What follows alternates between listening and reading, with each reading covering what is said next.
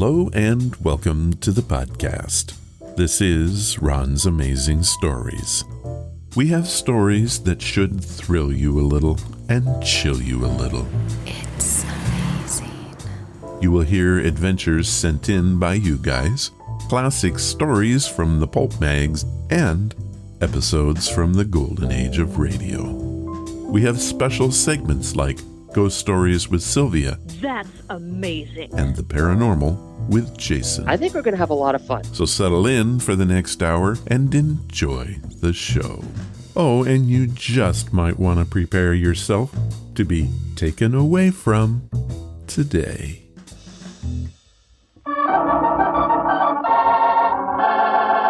Another 5-minute mystery.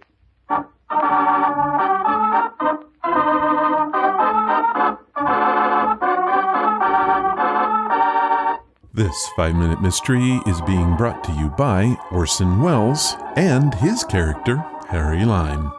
Don't know who those people are? Well, stick around for the full podcast today, and by the end of the show, you'll be fluent in both. But first, here is our 5-minute mystery. In Shepherd's Hotel in Cairo, a smooth-skinned, fair-faced Englishman is speaking on the phone. Detective Lindsay, this is James Middleton, room 517, Shepherd's Hotel. Can you come over right away? There's been a murder. Detective Lindsay, a murder. Please hurry.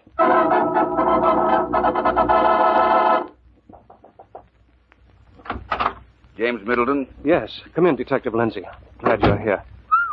An Arab. Deader than a mackerel, too. Looks like he's been dead for several hours.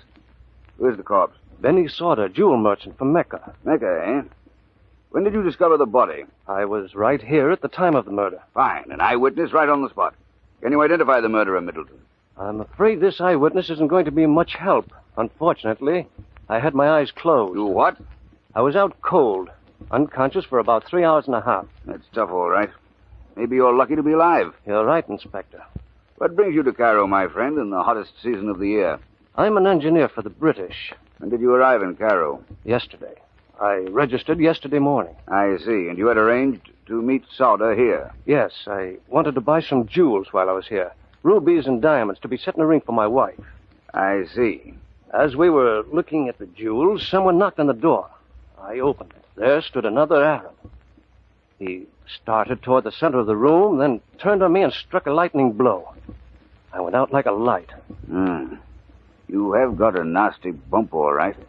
Sauter got what he deserved, that dirty double-crossing rat. Insisted on cash and plenty of it. How much did you have? The equivalent of 10,000 pounds in Arabian banknotes. Quite a lot of money for you to be carrying around. Yes, but I planned to spend it right away. Funny, isn't it, how naive we can be? How do you mean? It's obvious enough. Sauter needed an accomplice to rob me. But he didn't figure out that his greedy cutthroat friend would turn the tables on him, murder him, and make away with the jewels and money, too. Middleton, you've suffered a great financial loss. But don't let it worry you. You can postpone that trip to the Suez indefinitely. Sorry to spoil your plans, but you're under arrest for the murder of Benny Sauter. How did Detective Lindsay know that Middleton was the murderer? Do you know? In a moment, Detective Lindsay will tell you himself. But first...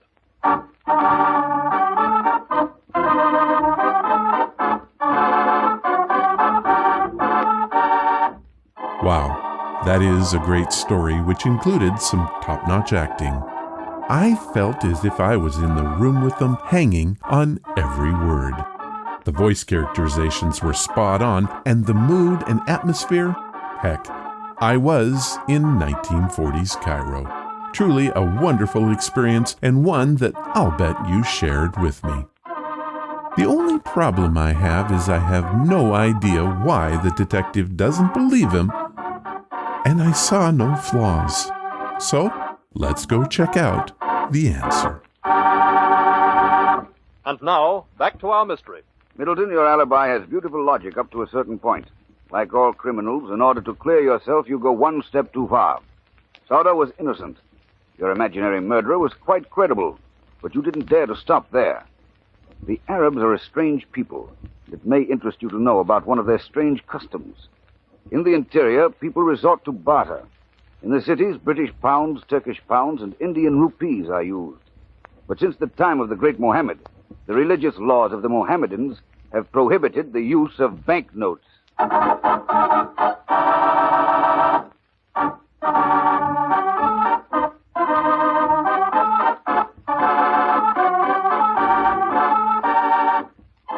Well, that explanation would make a lot of sense if A, I knew the customs of the Cairo people, and B, if I knew anything about international trade laws and regulations. But A, this was a really good story and one of the best FMMs there is available. Truly epic. This mystery was brought to you by Orson Welles, one of the best directors ever.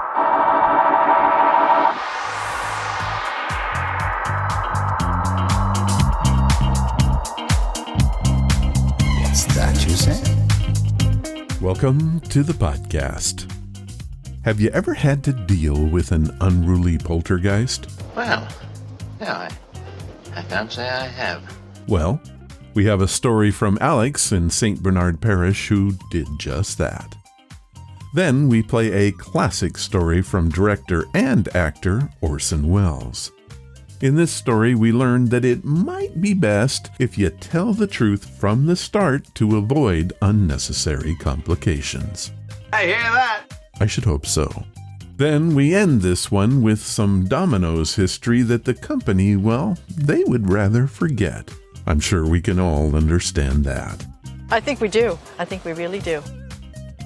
I received this email from Stacy Delgado, who lives in Cloudcroft, New Mexico.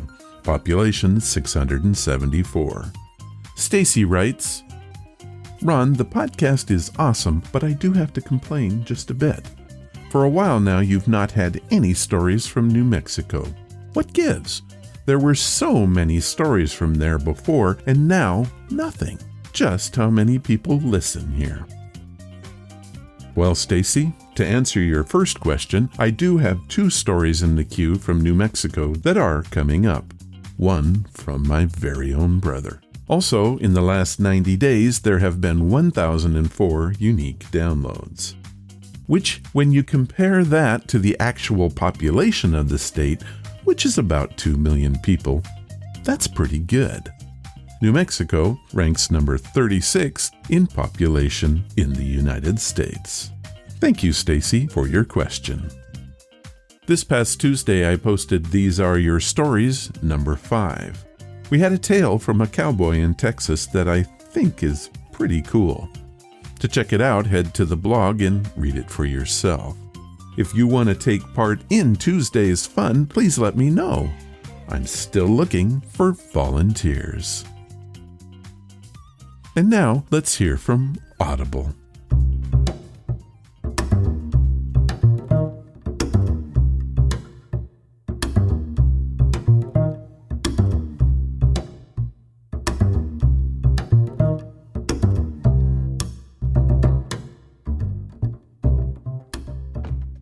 Today's podcast is brought to you by Audible. Get a free audiobook and a 30-day free trial at audibletrial.com/Ron's Amazing Stories. They have over 180,000 titles to choose from for your iPhone, Android, computer, Kindle. Whatever you have, you can listen to Audible on it. So what am I listening to right now? Struck by Chris Grabenstein, narrated by Mark Sanderlin. This is a Peter Pan meets Groundhog's Day. When 11-year-old Jackson makes a birthday wish about never growing up, the next morning he finds, mysteriously, it's all come true. Here's a clip. Is this thing on? Okay, good. I want to record all of this before I forget it, which could be in a few weeks, maybe sooner. Nobody really knows all the rules. Anyway, here goes. I remember my 11th birthday like it was yesterday. My first 11th birthday. Only it wasn't yesterday. It was 10 years ago. Back then, I used to think 11 was the perfect age. You're in 5th grade. You rule the elementary school. 11's also a magic number. Soccer, hockey, cricket, and football, they all have 11 players. Why? Nobody knows. Magical wish-making time? 11:11. Harry Potter and his friends? All 11 years old. Well, at least in the first book. Then they grew up. I didn't. I was kind of stuck. Yep, I'm Jackson Ruskowski, and I spent a whole decade being 11 years old. I know, it's hard to believe. I'm not even sure if I believe it. But I'm getting ahead of myself. Let's go back to my 11th birthday. My first 11th birthday. We had it at Chuck and Ernie's, a video arcade pizza place. Chuck is a woodchuck. Ernie is a moose. On your birthday, they both greet you at the door and give you a bunch of balloons to take to your table. Happy birthday, Jackson. Happy birthday, Jackson. You guys must be hot in those costumes. I'm soaked in sweat. I have B.O. Of course, my grandfather came to the party. He never, ever forgot my birthday because his was the day before. Here, this is for you. It's mittens. But it's August, Grandpa. So? Soon it'll be December, then January. Then you're freezing your pinkies off wishing you had mittens. Your party's better than mine was yesterday. You had good cake, Grandpa. You call that cake? Your mother found it in the freezer at the supermarket. They put car wax in the frosting. They did not. Then why was it so shiny? Take my advice, kiddo. Never get old. It stinks. Here we go, guys. Pizza. Woohoo! Okay, Ava, pass out the napkins. Yes, Mommy. Ava was my little sister. Back then, she was 9. Happy birthday, Jackson. I made this for you at camp. It's a friendship bracelet. Cool. Thanks, Ava. Yo, RAS! Yo, DeMarco! DeMarco was my best bud since we ate library paste together in kindergarten in Mrs. Markle's class. He called me Raz because it was short for Ruskowski. This party is sick, Raz! Thanks, man. Your mom and dad spent some serious cheddar on this, bruh. So, you ready to rule the school? Totally, dude. 5th grade, here we come. My birthday was, and still is, August 9th. There's always a little summer left after it, but you know what is coming around the bend like a brain-sucking zombie. School. I didn't mind school. I was a solid C student, and for 5th grade, DeMarco and I had both landed in Mrs. Zunke's class. Everybody said she was the best. Good morning, boys and girls. We are going to learn a lot this year and hopefully have some fun doing it. First things first, please take one of these worksheets and pass them around the room. The worksheet was kind of cool. I mean, once you got past the headline, "Hip hip hooray, I'm a 5th grader today." Everybody wrote down their favorite vacation memories, favorite summer movie, and favorite book they read over the break. Then we had to get up and share. Let's see. Where's Jackson Ruskowski? Here. What did you do this summer? The usual, Mrs. Zunke. I just sort of hung out, relaxed. DeMarco and me played baseball. DeMarco and I? No, you weren't on the team. DeMarco and me is incorrect grammar, Jackson. It's DeMarco and I. Oh, okay. Good to know. Thanks, Mrs. Zunke. DeMarco, how about you? What did you do over the summer? Oh, Mrs. Z, it was lit. My moms and pops spent some serious cheddar, and we flew to Africa for a safari. Another thing I used to like about being 11? When you played the trumpet in the elementary school band, people didn't care that you weren't all that good, because nobody else was very good either.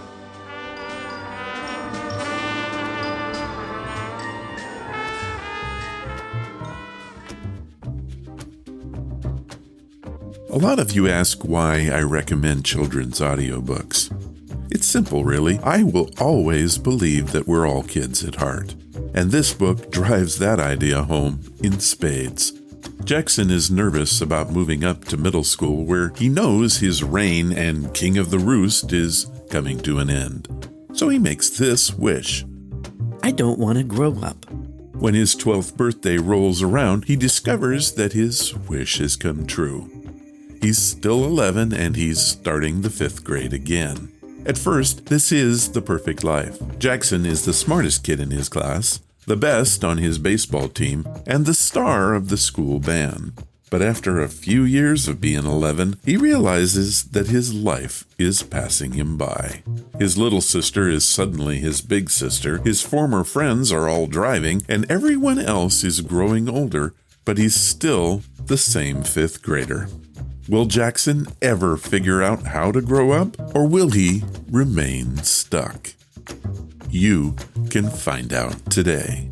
Here's what Audible has set up for us. Audible is offering a free audiobook and 30 days to give you the opportunity to check out their service. To download your free audiobook today, go to audibletrial.com/Ron's Amazing Stories. Again, that's audibletrial.com/Ron's Amazing Stories, and you can get your free book today. And remember, growing up is scary. Not growing up is worse. Thank you, Audible. And now it's time for your stories. These are your stories, sent by you, for you.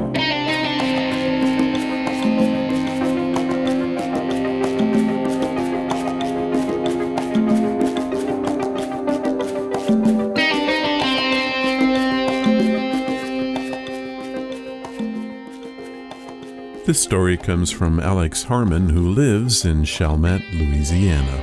Alex works for an oil company there and wanted to share his experience. However, he said that it was hard for him to write it. The first time I heard from him was in 2018. He wrote me again in late 2019 saying that he still wanted to share his story but just couldn't bring himself to write it. I offered to help and never heard back. Well, finally, I received his story this past week and decided to move it up in the queue. I think after you hear it, you'll be glad that I did. Here is Alex's story that he has titled, I Wish This Was a Dream. In late 2014, early 2015, I was working offshore in Louisiana and lived in Saint Bernard Parish. I rented a home there.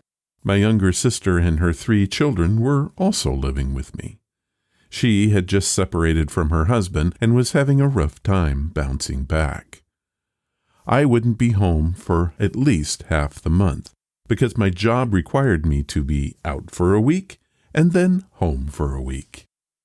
My sister would tell me that she would have a lot of weird things happen to her and the kids while I was gone. She couldn't explain it but decided that it was supernatural, as many of us do when we're faced with something we can't explain or understand.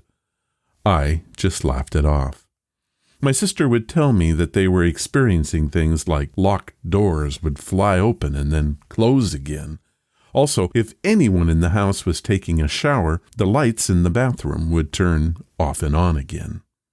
Again, I chalked it up to her being alone for the very first time in 10 years.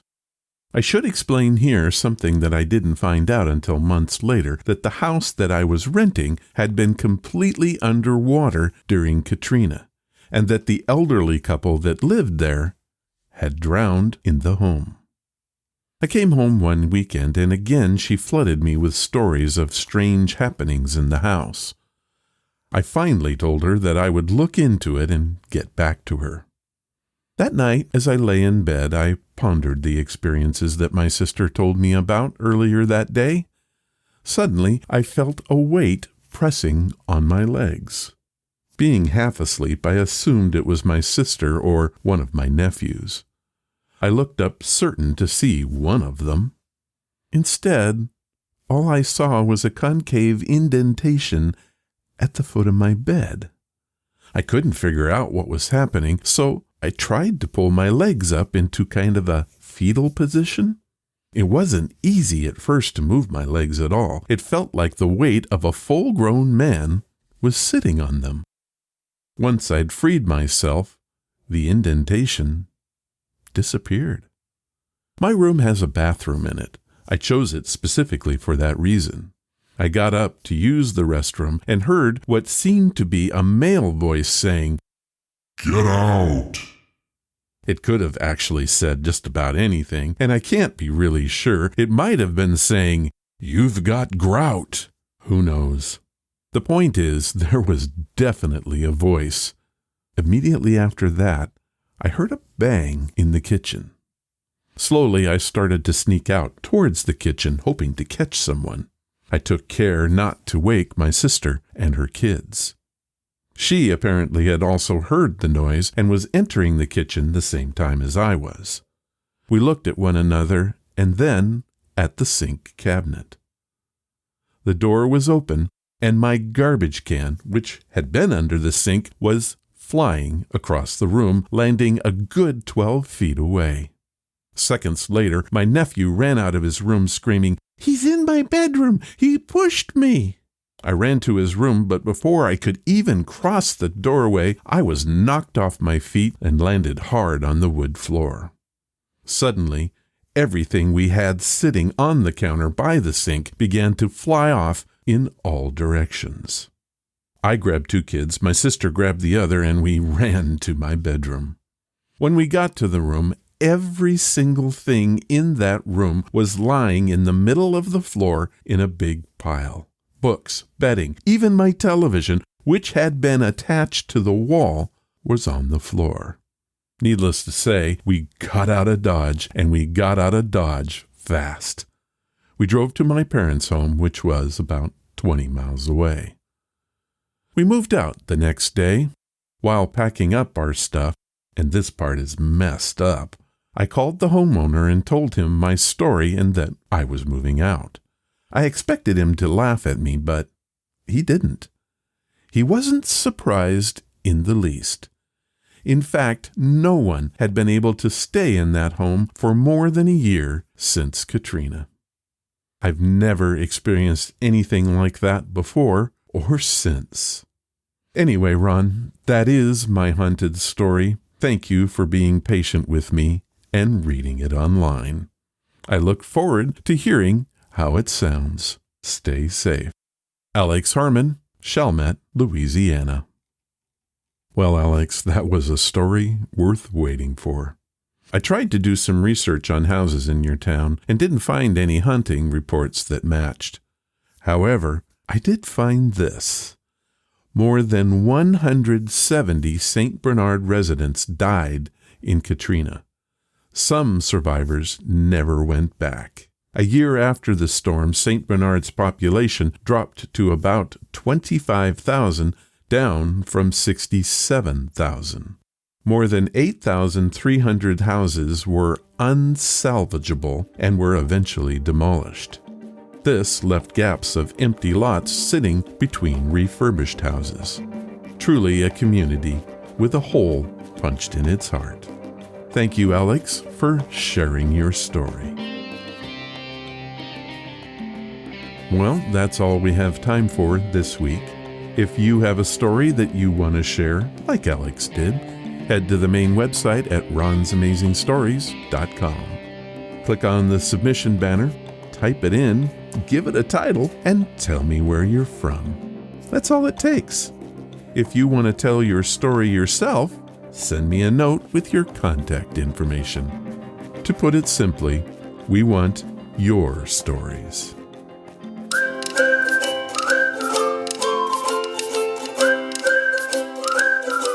Are you ready for another story? This one is being brought to us by Gladys Goodies. Good treats for your dog to eat. They use all natural products with no sugar, preservatives, salts, or harmful ingredients. So check out their online store at GladysGoodies.com. That is GladysGoodies.com. And don't forget to use our very own promo code, RONS, to get a 20% discount on all of your purchases. That is RONS. Thank you, Gladys.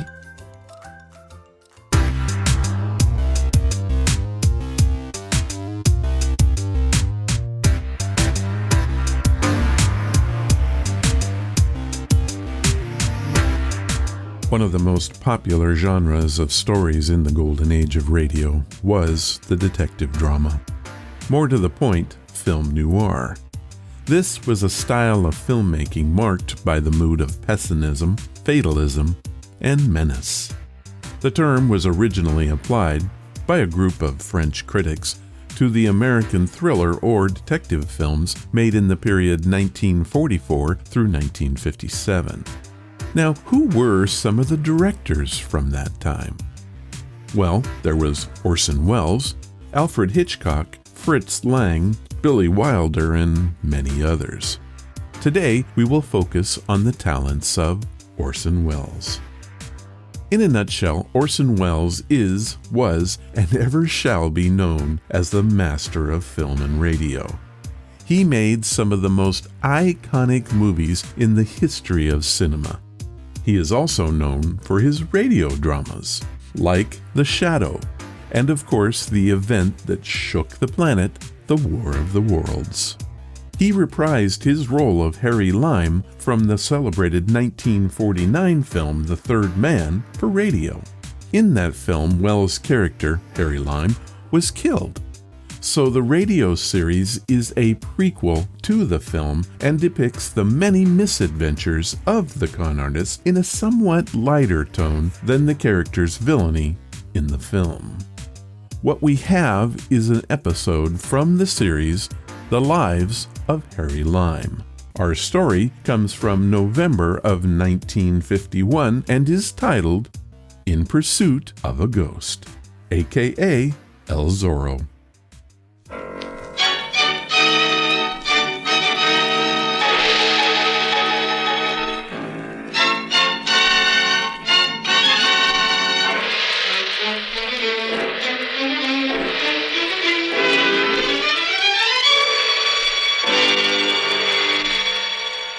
Presenting Orson Welles as the Third Man.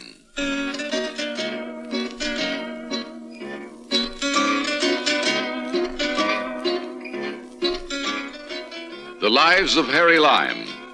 The fabulous stories of the immortal character originally created in the motion picture The Third Man, with zither music by Anton Karas.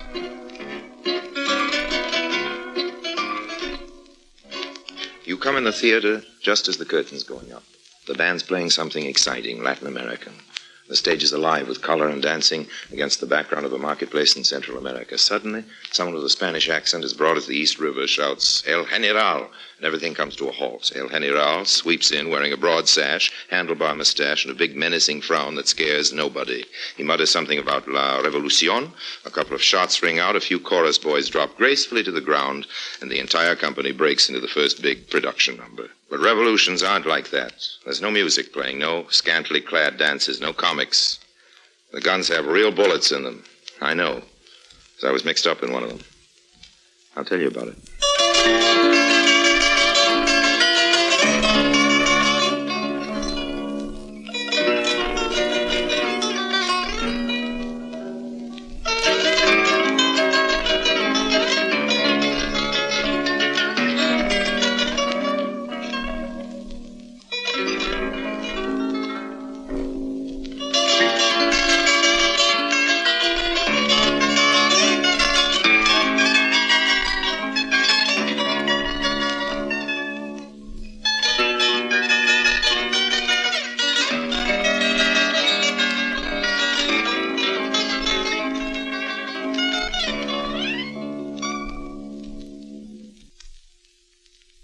And now, Orson Welles as Harry Lime, the Third Man in Pursuit of a Ghost.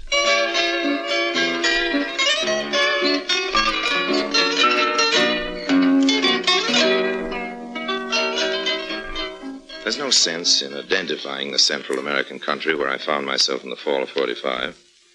Many of those who were involved in the revolution are still alive, of course. I've caused enough trouble. Anyway, I was in a waterfront cafe in the tiny country's capital, and there were only two of us at the bar, yours truly, Harry Lime, and a derby-hatted little Englishman who looked about as much at home as a burlesque queen at a church picnic. Yeah. How about having a little drink with me, Governor? Oh, thanks. I don't like drinking alone either. Oh, American, eh? Yeah. Well, I thought for a mo you were English. Sorry to disappoint you. Oh, it don't make no difference.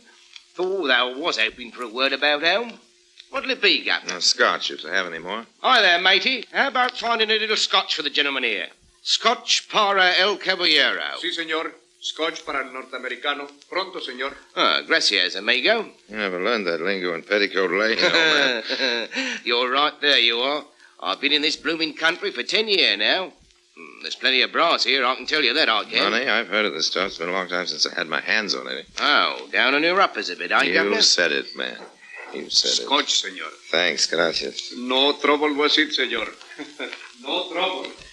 Well, here's to your increased fortunes, And to Governor. yours. You've been here a long time. You might be able to steer a fellow onto a good thing.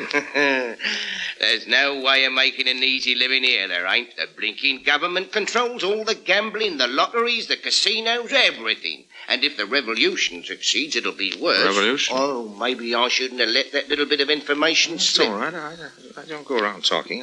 How'll it be worse? Well, it's this way, Governor. For a long time now, a bloke they calls General Valdez has been brewing a spot of trouble. He's a rough customer, he is. But up till now, he ain't had the money to buy arms and ammunition and hire soldiers. And now he's got the money. No, that he has. A gent from the States is financing him. American financing revolution? One of them blokes you call gangsters up in the States. He'll have a good thing, he will. Still, he's taking an awful chance. If the revolution fails, he'll be facing a firing squad. Not bloody likely. He's too smart for that. The way I hears it, he comes down here, he makes his deal with General Valdez, and then he hightails it out of the country, goes to Havana someplace to wait it out until Valdez is sitting in the driver's seat. He's left the country, eh? That's right, Governor. I suppose he stands pretty well with the revolutionists. You know, I used to know a few guys who got mixed up in the rackets back in the States. I wonder if you happen to know the General's friend. The one who's financing the revolution. Yeah, do you happen to know his name? No, that I don't. Down here, they just call him El Zorro. It means the fox, and he's that all right, I guess.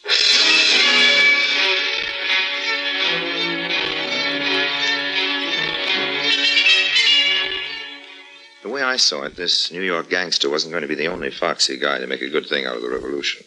The important thing was to make contact with General Valdez first. Half a dozen different kinds of pitches went through my mind as I headed for his stronghold. You are a friend to El Zorro? That's right. I'm glad we're both on the same team. I'd hate to have a fight with you. Huh? You're the biggest and strongest looking fellow I ever saw outside of a sideshow. You are a friend of El Zorro, huh? He told me to come down here from New York. We were pals together back there. I guess he had some sort of job lined up for me. I'd like to talk to General Valdez about it. All right. General Valdez will speak to a friend of El Zorro. Follow. Bien. Es Jose, el general. Entre usted, por favor. This senor is friend to El Zorro. He tell him to come here. He told you to come here? They were close friends in New York. I see. He wrote me all about you. Said he thought we'd speak the same language. We ought to get acquainted. When did he write to you? Oh, well, it was quite a little while ago, but I was tied up when the letter came. I got down here as soon as I could. You were tied up? Well, the truth of the matter is I was broke. I had a hard time raising the price of the passage, but I figured if there was anything I could do to help a friend of El Zorro, You're still broke? Stony, old man. Jose, get $200 from the safe. Give it to Senor... Harry Lime, and I certainly appreciate the, We will not mention it, though money is very scarce with us just now. Scarce? I thought El Zorro gave you all the money you needed before he left for Havana. So, it is to Havana he's gone. Yeah, sent me a postcard from there. It was forwarded here. Great guy. We do not think he's such a great guy. What? Here's the money, senor. Well, thanks. What's the trouble between you and El Zorro? He's a very clever man. We made an agreement. Perhaps one you knew about. Oh, sure. He was to finance half of the revolutions, my compatriots the rest. Yeah, sure, I knew all about that. I was to handle the fighting, he was to take care of the finances, the procurement of guns and ammunition. $1 million that we have collect, we turn over to him. And by morning, he had disappeared. So he's in Havana, eh? Well, that's what I heard, but You will go to Havana and bring him back. What? You will need money in your pocket, of course. That is why we have given you part of what little we have left. But you will not double-cross us. You will be watched at every moment. Should you make one false move, a bullet will enter your back. Look, I think I ought to tell you something. I'm not a friend of his. I never met him in my life. I don't even know what he looks like. It's a big joke here. Senor Lime is very comic, gentleman. Not being funny. I never heard of this guy till this morning.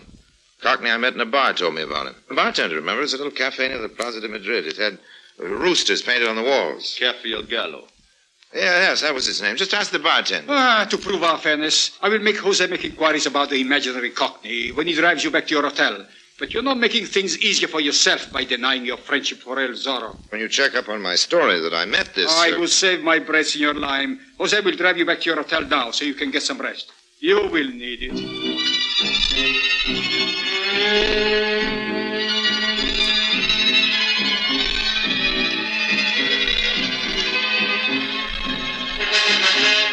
When the gargantuan Jose dropped me at the hotel, I went in one door and out the other, and then I hurried to the railway depot, bought a ticket on the first train out, which wasn't until 3 a.m. Wandered for a few blocks until I saw the reassuring sign, Policia. Never had any love for the police, but now they represented some protection from General Valdez. After all, he was a revolutionist, an outlaw. Thought gave me a little comfort. I headed into a nightclub across the street and sat down amidst chattering cocktail drinkers. Hadn't been there long when my eyes were suddenly drawn to one of the most seductively beautiful women I've ever seen. She was a tall, slender brunette. She was sitting alone. There was invitation in her eyes. I armed myself with a couple of glasses of champagne, one in each hand. Walked over to her table. You know, it's strictly against the law for beautiful women to sit alone in bar rooms without a drink. I was waiting for a friend. Well, I'm very friendly. I come bearing champagne. If I sat down, would you scream for the manager? I would not scream very loud. It is bad for my voice. Ah, you're a singer. I knew it. It was your artistic appearance that appealed to me. That's really why I made like a Saint Bernard. Well, I would like a drink, but you look more like El Lobo to me than a Saint Bernard. El Lobo is the wolf in Spanish. And you don't like wolves in any language, no? No, I don't mind. As long as their claws are not too sharp. Some girls pretend they do not like the roving males, but women are all complimented by attention. I like wolves like you. I love your frankness. What's your name? I am Consuelo. And you? Harry. So Consuelo and Harry, huh? You're wonderful, Consuelo.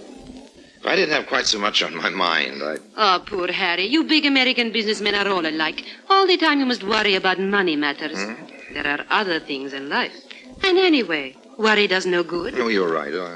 All the worry in the world can't change a thing. We'll have another drink. No. Consuelo? No, I'm afraid to drink any more on, how you say, an empty stomach. I might lose my head. Well, let's have dinner together first, and then both lose our heads. Are you a good sport, Harry? What's up?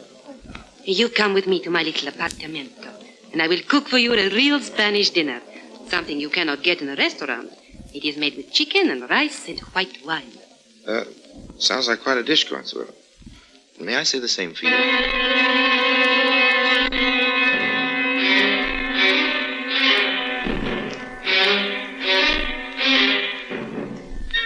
When she'd given the cab driver her address, Consuelo slithered back in the seat and melted in my arms.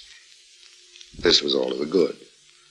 But I started to ask myself why the most beautiful woman in the world had gone for me like it was a combination of Clark Gable and John D. Rockefeller, the best features of each. I opened my eyes. Only I didn't look at Consuelo. I looked at the driver in the front seat. Even from the back, I recognized him. Driver!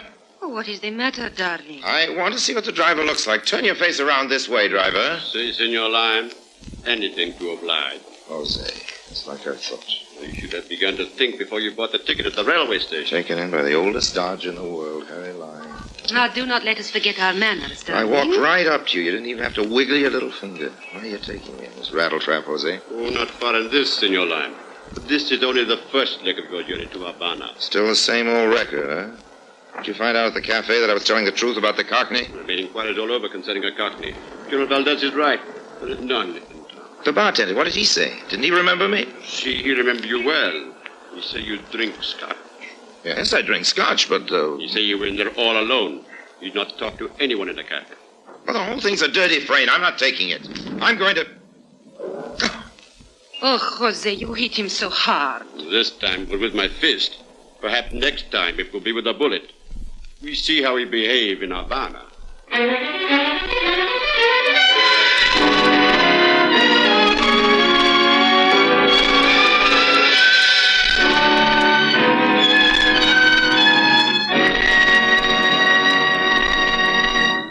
Orson Welles returns in just a moment as the third man.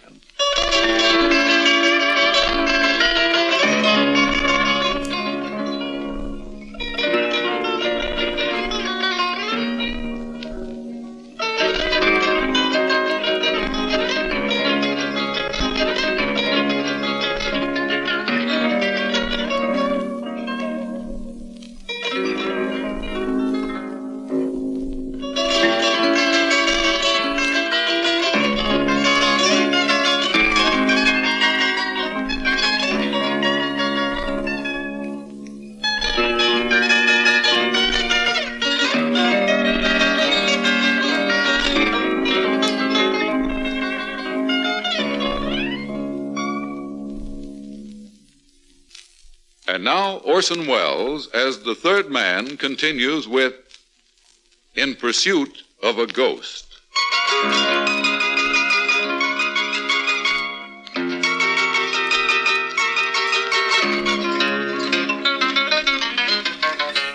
Everything was black, blackened and purple, with nice little polka dots of green light.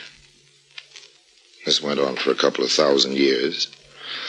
Then I realized I was lying down and the bed was soft, but it kept pitching, sliding out from under me. I could feel the throb of a ship's motor. He's waking up, General. For a while I thought you never would. I hate pulling a line as old as this, but where am I? We are on our way to Habana, Senor. Yeah, I guess that. But this ship. A private yacht a friend was kind enough to lend us. We are the only passengers aboard, and the crew are all very loyal to me. That should answer what you really want to know. You're going ashore to find your friend, to bring him and the money back here. Jose and I will wait on the yacht for you. Jose's a very rough-looking customer. Yes, Jose, I think you could influence my friend more easily than I. Neither Jose nor I dare show our faces in Havana. Were our presence known there, it would ruin everything. No, Senor Lime, you will do the job for us. But you will be watched by our friends, watched every second of the time. Look, old man, this whole thing is pretty silly. I don't even know the man I'm supposed to find. The statement is ridiculous. We will not go into that again. All right, so he's my pal. My pal. I'm supposed to get him to leave Havana and come aboard this yacht. Do you mind telling me how I do it? That is your problem, senor. But I can tell you this. If you fail, you will not live past tomorrow night. By 2 in the afternoon, I checked in at the Hotel Nacional, wandered along the Prado, looking at all the sidewalk tables for somebody who might look like a resourceful New York gangster. And I'd consumed half a dozen daiquiris at Sloppy Joe's, but I wasn't any closer to the solution of my problem. Finding a man I didn't know, making friends with him, and persuading him to tuck $1 million in his pocket and come aboard a strange yacht. But if I didn't get back to the yacht with him, well, there wasn't any sense in speculating on that. I'd seen the look in Valdez's eyes. The general was playing for keeps. I walked for endless miles. I took buses. I traveled by cab. Finally, at 3 a.m., I landed about 4 miles out of the city on a little street they call Hot Dog Alley, a sort of skid row lined with Roomba palaces. And there, at a table in one of the noisiest of the joints, I saw him. I knew it was him, tall, dark, and just reeking with rotten money. Also sitting beside him, holding his hand and nuzzling up to him, was Consuela.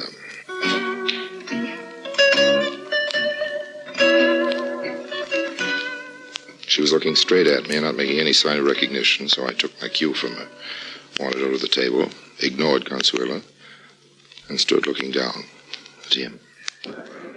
Hi there. Yeah? Oh, I thought for a minute there I recognized you. Maybe I've seen you someplace. Do you happen to be from New York? Go away. Can't you see I'm busy with a lady? Funny, you sound like a New Yorker. Okay, so I'm a New Yorker. A scram. Anything you say, El Zorro. Huh? Where'd you get that name? We can talk about where I got it if you really want to be a little friendly. Okay, so we'll talk. Only this ain't the place. I'll get rid of the babe and meet you somewhere where we can be alone. Where you stopping? Nacional. Go back there and go to your room. I'll call you in an hour or so. Who do I ask for? Harry Lime. Be waiting for your call, pal.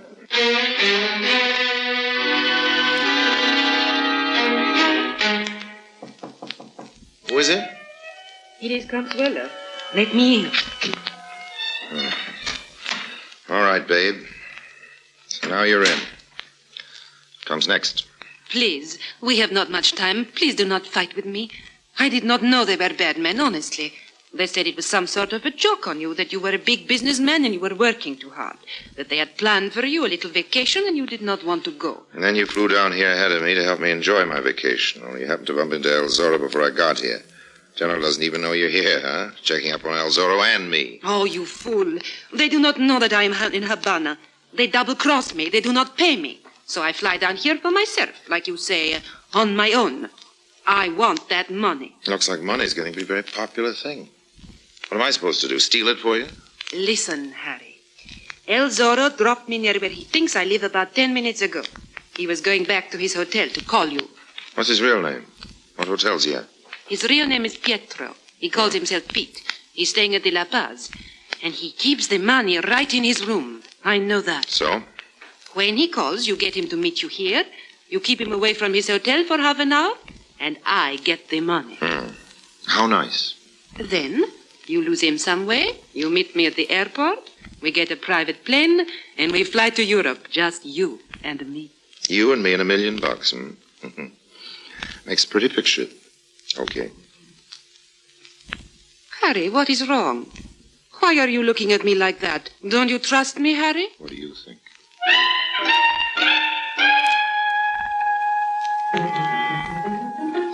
Of course I trusted her. About as far as I could throw the Hotel Nacional. Consuelo is a beautiful girl, but nobody's that beautiful. I have a very good nose for a frame-up. I could smell this one a mile away. You may think I'm fussy, but I don't like being played for a sucker. Twice. So I gave the lady time to get started, and then I put in a call. Hello? Hello, Pete? Yeah? Harry Lime speaking. What do you want? $100,000, Pete. Quit your kidding. What's all this about? Oh, we're fellow Americans, Pete. I want to do you a favor. For $100,000 bucks? I know about the $1 million, Pete. I also know that General Valdez and his boys have followed you down here. Yeah? They know where you've got the dough, Pete. Is this on a level? Not only that, they've got every means of escape all corked up. You're not getting out of here, Pete. Not without my help. What can you do, Lime? I can get you out of Cuba alive. I want a fast answer, old man. Let's not quibble over money. You're getting a bargain, $100,000. I slip you out of Cuba into some spot where you'll be safe. I have my own yacht and a crew I can trust. How do I know you're telling the truth? Easy, because I'm giving you my first tip-off for free. That girl you were with tonight. Yeah? Well, old man, she's one of the gang. She's on her way to your place now. Wait 10 minutes, then leave your hotel, give her a chance to get in, then go back. You will find her going through your things. Dirty little... I'll give you a chance to settle things with her, and then I'll call for you. Have your things with you, including my $100,000. It's a deal, Harry Lime. You're a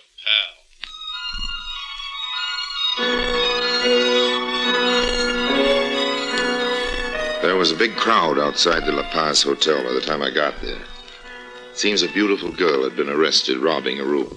The police took her away. Bye-bye, Consuelo. Peter was waiting on the corner. He got in my cab. A few minutes later, we were in a tender heading for my yacht. I appreciate this, Harry. Oh, that's all right. There ain't many guys that do this, not even for 100 G's. Here, want to count it? 100 bills, $1,000 each. No, man, I'll check it later. That's the rest of it in the black bag? Sure, I'd bring all the dough. You don't worry, I'd leave it in Cuba. No, I guess you would. Sure. Where do you think you want to head? South America, maybe. I guess I better talk it over with your captain. Yes, that's a good idea. Well, this is my boat we're pulling alongside of now. Hey, this is a pretty fancy boat. Well, climb up, old man. Okay. Now just swing yourself over there. That's the boy. Hey, pretty nice here. Yes, shipshape. Which way are my quarters? Go in here to the bar first. What do you say? Okay, but let's make it a quick one. I'd like to get some sleep as soon as you show me where I can flop. I'll show you where you flop, El Zorro. Was he? And there's another friend of yours behind you. Huh. Where? General Valdez. Adios, Senor El Zorro. Jose, pick up the little black bag our friend El Zorro dropped. He won't need $1 million where he's going. And you go to your cabin, Harry Lime. We'll send for you when we want you.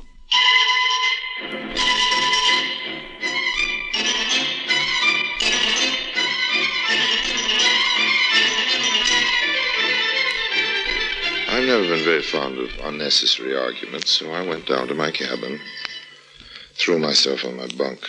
I hadn't eaten since I landed in Havana and had too much to drink, but it wasn't only the liquor, I was tired, too.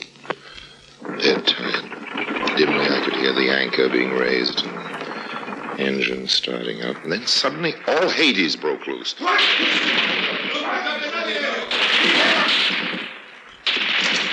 what in the name of... There is another of the revolutionists. Kill him, too. But I'm not one of the revolutionists, I swear. Please. Ready. Hey. No. Do not fire. He's not one of them. As you say, El Capitan, the general and the others are all dead. and we can now see to the running of the ship. Well, Harry Lime, I hope you're proud of your role in the thwarted revolution. You're the Cockney I met in the bar that first day, but... Yes, a Cockney dialect is one of my accomplishments.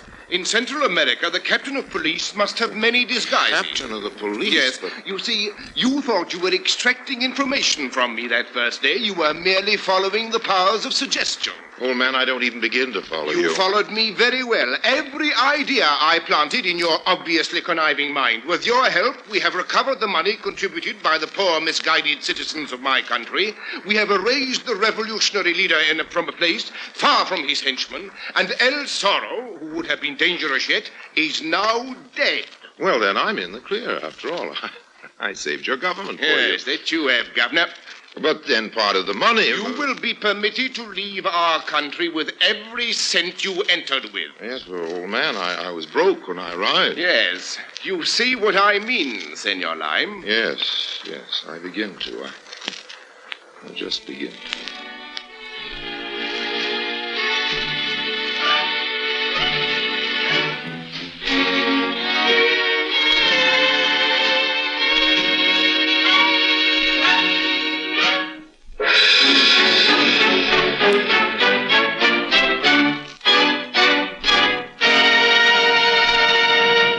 Harry Lime returns in just a moment.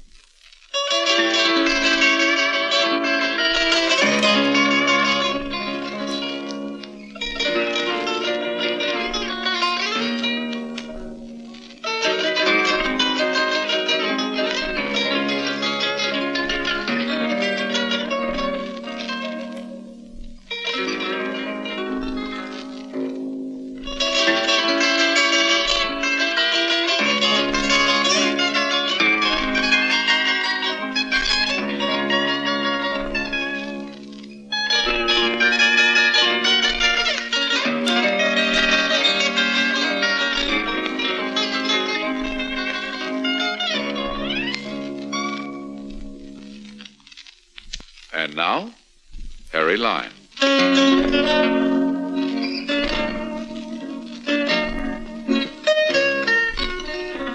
My only comfort was the cozy feel of a roll of greenbacks, 100 grand warming my breast pocket.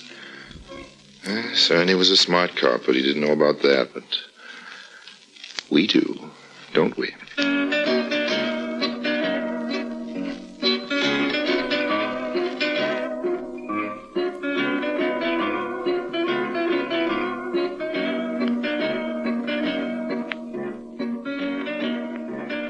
The Adventures of Harry Lime is one of the most successful series created by prolific British radio producer Harry Allen Towers and his company, The Towers of London. Towers and Graham Greene, author of The Third Man, had the same literary agent, and Towers learned that Greene had not sold the rights to the character of Harry Lime.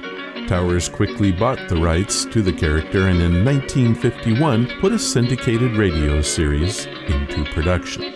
Orson Welles reprised the role of Harry Lime and directed a series of adventures that proceeded to tell the story of the Third Man. Several episodes would begin with the Third Man theme being played, but abruptly cut off by an echoing gunshot. Then Welles would speak. That was the shot that killed Harry Lime. He died in a sewer beneath Vienna, as those of you who saw the movie The Third Man. Yes, that was the end of Harry Lime, but it was not the beginning. Harry Lime had many lives, and I can recount all of them. How do I know? Very simple. Because my name is Harry Lime. I hope you enjoyed that program today. That particular series is pretty special to me and anyone that is a fan of Orson Welles. I think it truly was amazing.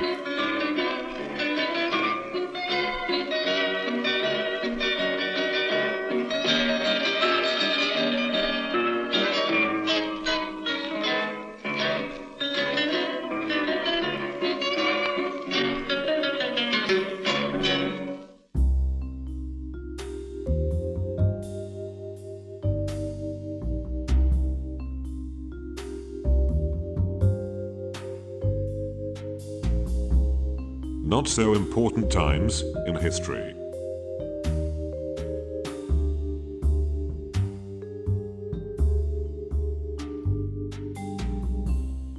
In this segment, we take a look at historical events that may otherwise go unnoticed.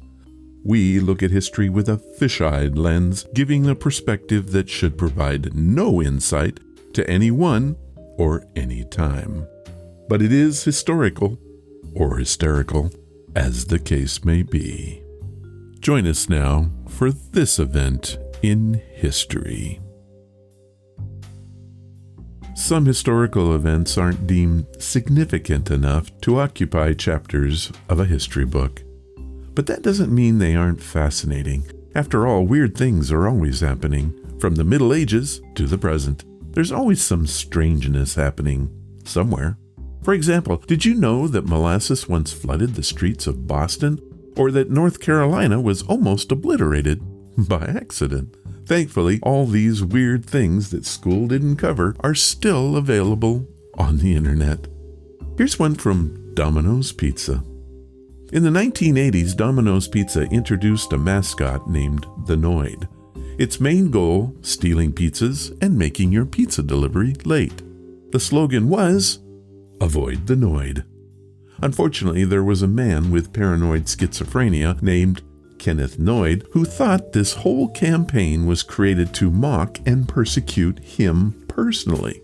So one day, Noid entered an Atlanta Domino's location and took 2 employees hostage.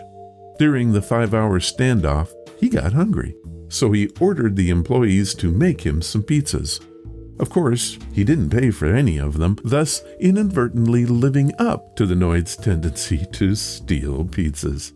He was eventually apprehended and no one was hurt. He spent time in a mental institution until his death in 1995. Meanwhile, Domino's retired the mascot due to what happened, and it was never mentioned again. How about that?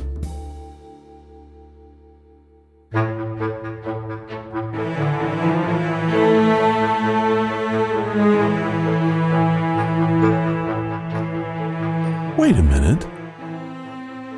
Was that just episode number 475? I think it was, and I want to thank Stacy Delgado and Alex Harmon for helping us out today. What a good show. If you want to follow the podcast or the blog, head to ronsamazingstories.com. There you will find any of the links I mentioned and how to contact us. Do you want to help the show? The best thing you can do is to tell your friends all about it, and please leave reviews or feedback wherever you listen. Clicking that follow or like button makes us grow. Thank you for listening, and I hope you come again to find out what are Ron's Amazing Stories.